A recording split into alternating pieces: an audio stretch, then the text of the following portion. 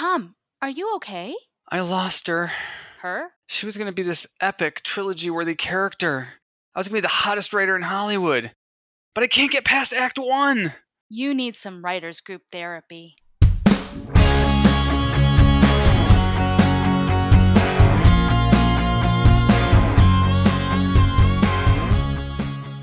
Hello and welcome to Writers Group Therapy.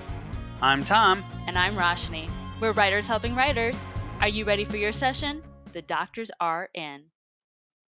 Okay, so I don't think it'll come as any surprise to any of our listeners, but you and I are both huge nerds when it comes to our favorite genres. Yes. Big nerds. Oh my gosh. Science fiction, that's you. Fantasy, that's me.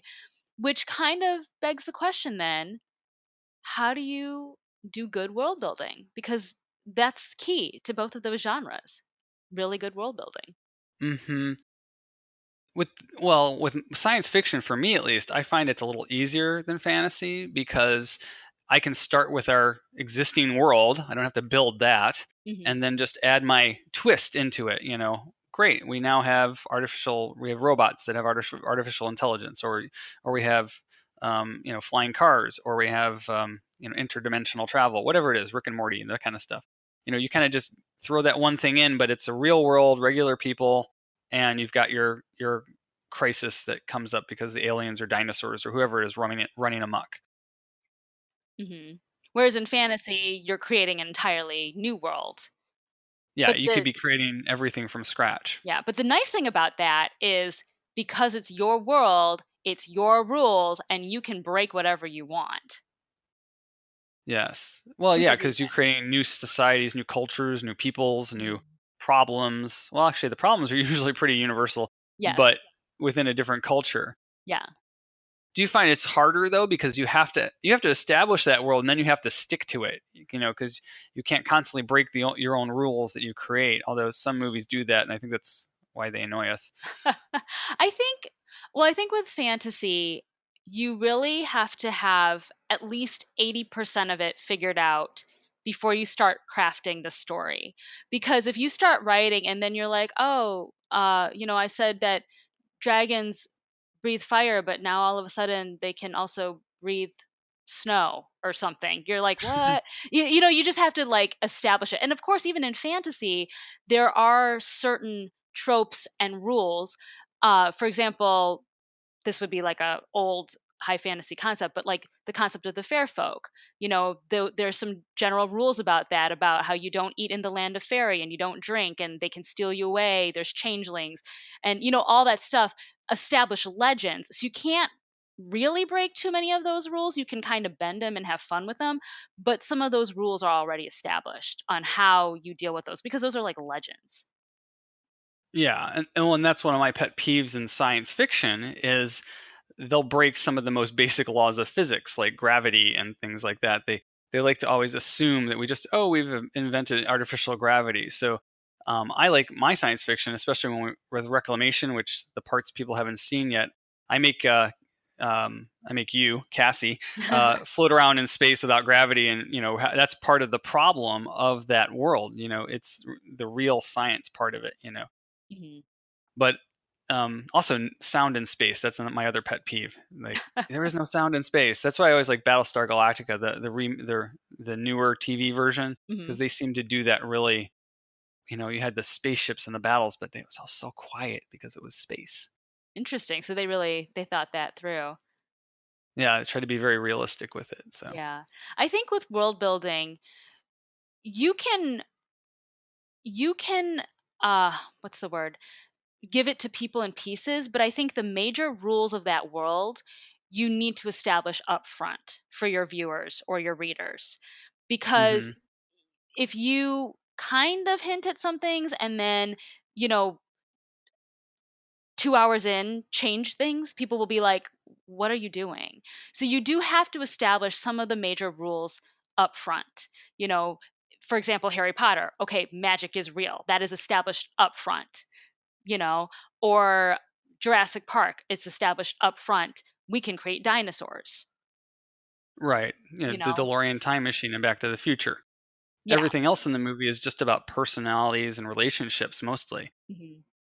but you have to get past that first thing that, yeah, we can go back in time or go forward in time. Yeah. And then after that, your audience is on board, but you have to give it to them up front. You can't just like hit them with it later on, which is why I think going back to one of our favorite movies to talk about, Star Wars, it was an already established universe with how the Force kind of works.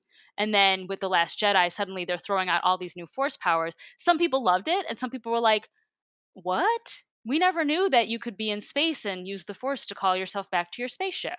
Or that you could astral project yourself, like Luke did in the spoiler. I think people have seen it by Like, now. But yeah. yeah, hopefully. Oh, this is interesting.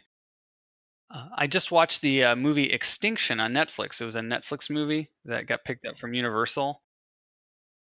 It's a great movie because it feels like it's in the real world. It has a great twist at the end. I'm not going to spoil it, but what they do is it seems like it's an alien invasion movie when it's really has to do with artificial intelligence, and it gets deeper into like the rights of artificially intelligent creatures or people or robots. Oh, But okay. it was a nice twist on that kind of the characters appear human, and then they're being attacked by these people who look alien, and then there's a big surprise and reveal, kind of out there already in the world. But it was nice because it was a familiar world, and then they just pulled the rug out from under you, and so it was like, oh, Hmm. so those are kind of nice twists where they break the rules partway through in order to make that conflict or that change more interesting and exciting.